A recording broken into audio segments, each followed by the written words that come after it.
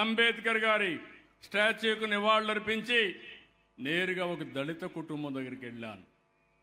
ఆ కుటుంబంలో కూర్చొని నేను మాట్లాడాను. ఆ కుటుంబంలో మీరు చూస్తే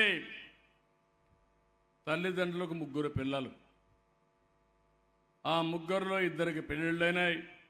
ఒకరికి కొద్దిగా వినికిడి తక్కువ ఉంది కాబట్టి ఆయన ఇంకా పెళ్లి చేసుకోలేదు. కానీ వాళ్ళిద్దరికీ 2 పిల్లలు ఉన్నారు. అంటే మొత్తం కలిసి మీరు చూస్తే 3 కుటుంబాలు, వాళ్ళ తల్లి కూడా ఉంది.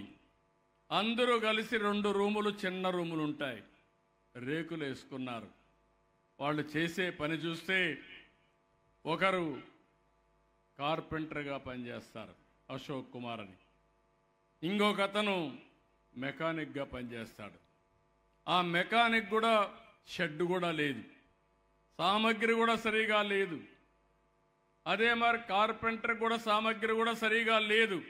ఈ కుటుంబాన్ని మీరు చూసినప్పుడు వాళ్ళకు కూడా ఒక యాస్పిరేషన్స్ ఉన్నాయి, కోరికలు ఉన్నాయి. కానీ వాళ్ళు చూస్తే చాలా, ఆ ఇల్లు చూసినప్పుడు నాకు చాలా బాధేస్తుంది. ఆ ఇంట్లోనే దగ్గర 4 చిన్నపిల్లలు, 6 మంది పెద్దవాళ్ళు, మొత్తం 10 మంది ఉండే పరిస్థితి వస్తూ ఉంది. నేను అందుకే వారికి ఒక దారి చూపించడానికి నేనేదో ఇక్కడుండి మాట్లాడితే అర్థం కాదు.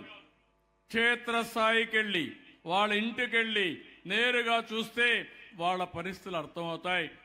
దాని ద్వారా వాళ్ళ కుటుంబానికి న్యాయం చేయాలనే ఉద్దేశంతో ఆ ఇంటికి వెళ్ళాను.